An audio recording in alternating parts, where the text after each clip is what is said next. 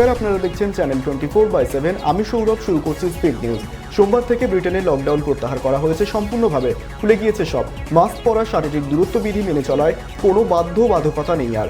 দেশের অধিকাংশ মানুষ করোনা ভ্যাকসিনের জোড়া ডোজ পেয়েছেন, ফলে তাদের প্রতিরোধ ক্ষমতা বেড়েছে। এই যুক্তি দেখিয়ে সর্বত্র ছাড় দিয়েছেন ব্রিটিশ প্রধানমন্ত্রী। তার এই সিদ্ধান্তে ফের সংক্রমণ বৃদ্ধির অশনি সংকেত দেখছেন বিশেষজ্ঞরা। কিন্তু বরিস কিছু শোনার পাত্রই নন, আর কোনোভাবেই ইংল্যান্ডে লকডাউন জারি রাখবেন না তিনি। ঈদের আনন্দ বদলে গেল স্বজন হারানোর শোকে। সোমবার ইরাকের রাজধানী বাগদাদে ভয়াবহ আত্মঘাতী বিস্ফোরণে নিহত হয়েছেন কমপক্ষে ৩৫ জন নিরীহ মানুষ। আহত হয়েছেন অনেকেই। বিসিসি সূত্রে খবর, এদিন বাগদাদের সদর সিটি বাজারে বিস্ফোরণ ঘটায় এক ফিয়াদে জঙ্গি।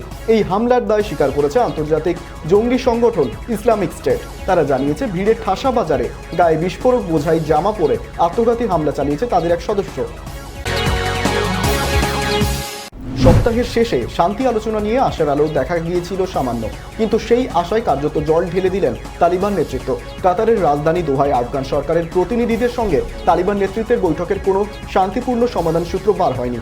এমনকি গত কয়েকবারের মতো ঈদ উপলক্ষেও সংঘর্ষ বিরতি রাস্তায় এবার তারা হাঁটবে না বলে স্পষ্ট জানিয়ে দিয়েছে তালিবান।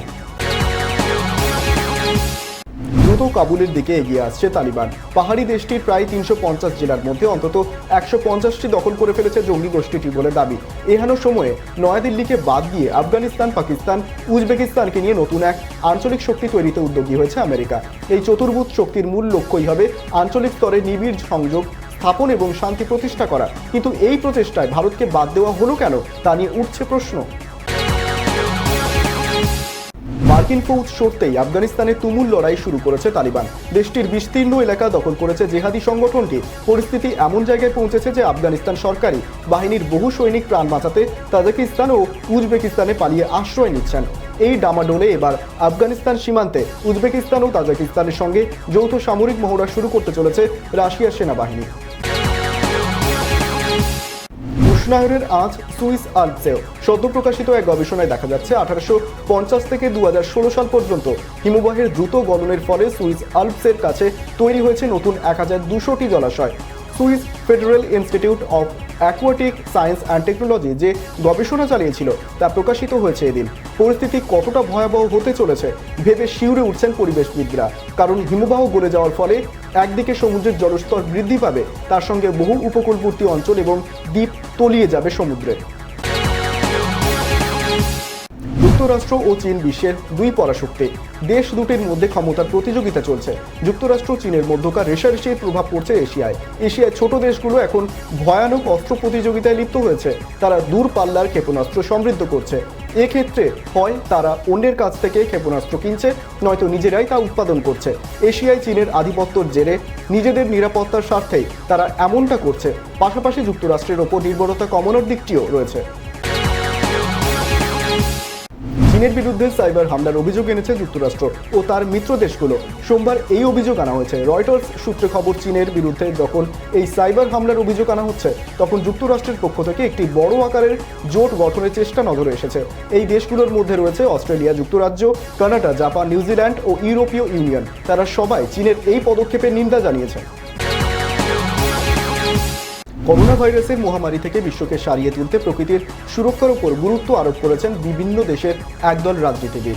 এরই অংশে হিসেবে জলবায়ু সংকট মোকাবিলা এবং প্রাকৃতিক বিশ্ব পুনরুদ্ধারে বিশ্ববাসীর জন্য এক পরিবেশ বান্ধব চুক্তি প্রয়োজন বলে মনে করেন এই নেতারা।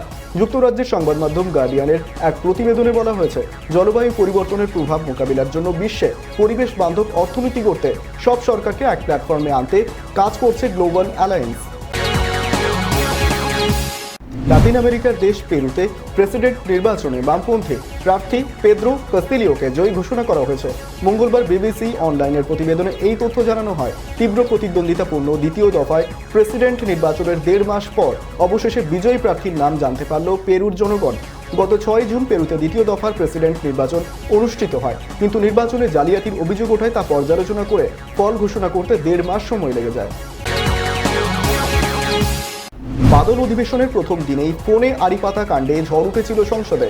মঙ্গলবার দ্বিতীয় দিনেও তা নিয়ে উত্তাল রইল রাজধানীর প্রাণকেন্দ্র।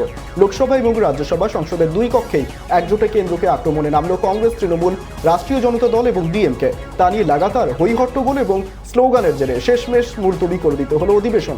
22 জুলাই পর্যন্ত মুলতবি করা হয় লোকসভা। ইসরায়েলি সংস্থার স্পাইওয়্যার পেগাসাসের মাধ্যমে ফোন হ্যাকিং নিয়ে উত্তাল গোটা দেশ। মঙ্গলবার এ নিয়ে উত্তাল হয়ে ওঠে সংসদের উভয় কক্ষ। অধিবেশনও মুলতবি হয়ে যায় বেশ কয়েক ঘন্টার জন্য। সংসদকে অচল করে দিতেই এই ধরনের রিপোর্ট প্রকাশ করা হয়েছে। ফোনে আড়িপাতা কাণ্ড নিয়ে বিরোধীদের আক্রমণের মুখে পড়ে এমনই অভিযোগ তুললেন কেন্দ্রীয় স্বরাষ্ট্রমন্ত্রী অমিত শাহ। ইসরায়েলি সংস্থা পেগাসাস স্পাইওয়্যার নিয়ে এবার প্রকাশ্যে চাঞ্চল্যকর তথ্য। কংগ্রেসের প্রাক্তন সভাপতি রাহুল গান্ধী ভোট কুশলী প্রশান্ত কিশোরের ফোনেও নজরদারি করা হয়েছিল এই স্পাইওয়্যারের মাধ্যমে। সর্বভারতীয় সংবাদ মাধ্যম দ্য ওয়ার প্রকাশিত প্রতিবেদনে এমনটাই জানানো হয়েছে। সংবাদ সংস্থার রিপোর্ট অনুযায়ী নির্বাচন কমিশনের আধিকারিক থেকে বিজেপি দলের মন্ত্রিসভার সদস্যদেরও ফোন নাম্বার ট্যাপ করা হয়েছিল। নজরদারি চালানো 300 ভেরিফাইড নাম্বারের মধ্যে রয়েছে রাহুল গান্ধীর 2টি নম্বরও। ঈদ উপলক্ষে কোভিড বিধিতে 3 দিনের ছাড় দেওয়ার কথা জানিয়েছে কেরল সরকার। আর সেই সিদ্ধান্তের জেরে শীর্ষ আদালতের ভর্ৎসনার মুখে পড়তে হলো কেরল সরকারকে। যদিও কেরল সরকারের এই সিদ্ধান্তে সুপ্রিম কোর্ট কোনো স্থগিতাদেশ দেয়নি, তবে বিচারপতিরা সতর্ক করে বলেন এই সিদ্ধান্তের জন্য যদি খারাপ কোনো প্রভাব পড়ে তাহলে ব্যবস্থা নেওয়া হবে। ফের তোপ দাগলেন প্রধানমন্ত্রী নরেন্দ্র মোদী। কেন্দ্রের প্রধান বিরোধী দলের ক্ষয়িষ্ণু অবস্থার করা স্মরণ করিয়ে দিয়ে কিছুটা কটাক্ষের সুরে তিনি বলেন, বিজেপির ক্ষমতায় থাকা সহ্য করতে পারছে না কংগ্রেস। এমনকি পশ্চিমবঙ্গ, অসম এবং কেরলে হাত শিবিরের পরাজয়ের কথা উল্লেখ করে তিনি বলেছেন, এত কিছুর পরও কোমা থেকে বেরোতে পারছে না সোনিয়া রাহুলদের দল। প্রধানমন্ত্রীর সাফ দাবি, কংগ্রেস ইচ্ছাকৃতভাবে গোটা দেশে একটা নেতিবাচক পরিবেশ তৈরি করছে। ভারতে তৈরি প্রথম করোনা টিকা কোভ্যাক্সিন উৎপাদনের আনুমানিক খরচ সম্পর্কে কোনো তথ্য নেই Indian council of medical research বা ICMR এর কাছে।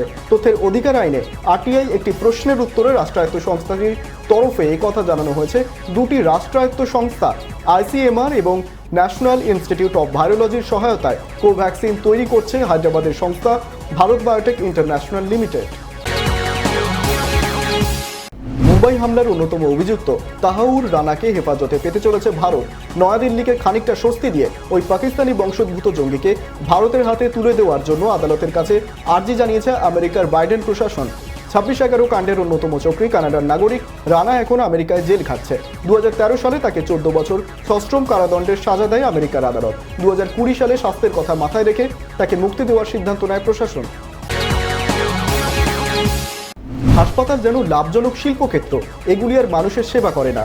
দেশের বেসরকারি স্বাস্থ্য ব্যবস্থার নগ্ন বাস্তব তুলে ধরে বিস্ফোরক পর্যবেক্ষণ সুপ্রিম কোর্টের। শীর্ষ আদালতের বিচারপতি DY চন্দ্রচূড়ের পর্যবেক্ষণ, যেসব হাসপাতাল মানুষের বিপদের সুযোগে ফায়দা তোলার চেষ্টা করে সেগুলি বন্ধ করে দেওয়া উচিত। সোমবার দেশে কোভিড রোগীদের চিকিৎসা, করোনায় মৃত রোগীদের দেহে সৎকার এবং বিভিন্ন হাসপাতালে ভয়াবহ অগ্নিকাণ্ড সংক্রান্ত একটি স্বতঃপ্রণোদিত মামলার শুনানি ছিল শীর্ষ আদালতে। উত্তরপ্রদেশের পর এবার জনসংখ্যা নিয়ন্ত্রণে উদ্যোগী অসম সরকারও। তার জন্য 1000 জনসংখ্যা নিয়ন্ত্রণ সেনা নামাতে চলেছে ক্ষমতাসীন বিজেপি সরকার। মুখ্যমন্ত্রী হিমন্ত বিশ্ব শর্মা খোদ সোমবার বিধানসভায় এমন ঘোষণা করেছেন। তবে নমনীয় অসম, যেখানে মূলত মুসলিম সম্প্রদায়ের মানুষের মাস, সেখানেই এই জনসংখ্যা নিয়ন্ত্রণ অভিযান চালানো হবে বলে জানিয়েছেন তিনি। জনসংখ্যা নিয়ন্ত্রণ নিয়ে মানুষের মধ্যে সচেতনতা তৈরি করবেন তারা। ভারতে মূলত কোভিশিল্ড ও কোভ্যাক্সিন দেওয়া হচ্ছে করোনা টিকা হিসেবে। বর্তমানে কিছু কিছু জায়গায় রাশিয়ার টিকা স্পুটনিক দেওয়াও শুরু হয়েছে। এবার ফাইজার ও মডার্না ভ্যাকসিন দেওয়ার জন্য ভারতের সঙ্গে শুরু হয়েছে আলোচনা।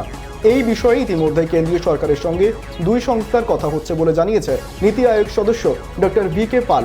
এবার হুইয়ের তরফে জানানো হয়েছে যে ভারতকে 75 লক্ষ ডোজ ভ্যাকসিন দেওয়ার প্রস্তাব দেওয়া হয়েছে। অলিম্পিক্সের গেমস ভিলেজে শনিবার প্রথম করোনা আক্রান্তের কথা জানান কর্তৃপক্ষ। মঙ্গলবার সেই সংখ্যা পৌঁছে গিয়েছে 67তে। লন্ডনের কিংস কলেজের জনস্বাস্থ্য বিষয়ের প্রধান কেনজি শিবুয়া বলেন, এটা খুব স্বাভাবিক যে জৈব সুরক্ষা বলয় ভেঙে গিয়েছে। তবে আমার আরও ভয় করছে জাপানের সাধারণ মানুষের মধ্যে এই সংক্রমণ ছড়িয়ে যাওয়া নিয়ে। ভিলেজের মধ্যে থাকা সংক্রমিতদের থেকে স্থানীয় মানুষদের মধ্যে না ছড়িয়ে যায় এই সংক্রমণ। রাজনীতিতে নিজের ইনিংস শুরু করার সময়ই মুখ্যমন্ত্রী মমতা বন্দ্যোপাধ্যায়কে মনোজ জানিয়েছিলেন যে তিনি ক্রিকেট খেলাও চালিয়ে যেতে চান। জানিয়ে মনোজ যোগ করেন, জানি দিদির আশীর্বাদ আমার সঙ্গেই রয়েছে। দিদি বলেছিলেন খেলা চালিয়ে যেতে। বাংলা তাই প্রথমবার সাক্ষী থাকতে চলেছে বিরল সেই নজিরের, যখন একজন মন্ত্রী ব্যাট হাতে নামবেন ক্রিকেট মাঠে। আর সেই মন্ত্রীর নাম মনোজ তিওয়ারি, যিনি বাংলার প্রাক্তন অধিনায়ক শুধু নন, বঙ্গের সর্বকালের অন্যতম সেরা ব্যাটসম্যানও বটে। পুলিশি হেফাজতে পাঠানো হলো শিল্পা শেঠির স্বামী রাজ কুন্দ্রাকে। পর্ন ফিল্ম বানানোর অভিযোগে সোমবার গ্রেপ্তার করা হয়েছিল তাঁকে। আগামী শুক্রবার পর্যন্ত রাজ কুন্দ্রাকে পুলিশি হেফাজতে রাখার নির্দেশ দেওয়া হয়েছে। জানা গিয়েছে চলতি বছরের ফেব্রুয়ারি মাসেই রাজ কুন্দ্রার বিরুদ্ধে এই অভিযোগ আনা হয়েছিল। সোমবার তাঁকে জিজ্ঞাসাবাদের জন্য ডেকে পাঠানো হয়েছিল, পরে রাতের দিকে গ্রেপ্তার করা হয়। রাজ কুন্দ্রা যে এই কাজে জড়িত সে ব্যাপারে যথেষ্টই প্রমাণ রয়েছে পুলিশের কাছে।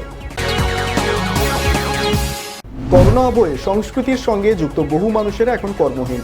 নতুন কাজের সন্ধান পেতে নানা সমস্যার সম্মুখীন হচ্ছেন শিল্পীরা। শিল্পীদের এই সমস্যা দূর করতেই এবার পাশে দাঁড়ালেন রাজারহাট গোপালপুর বিধানসভা কেন্দ্রের তৃণমূল বিধায়ক অদিতি মুন্সি।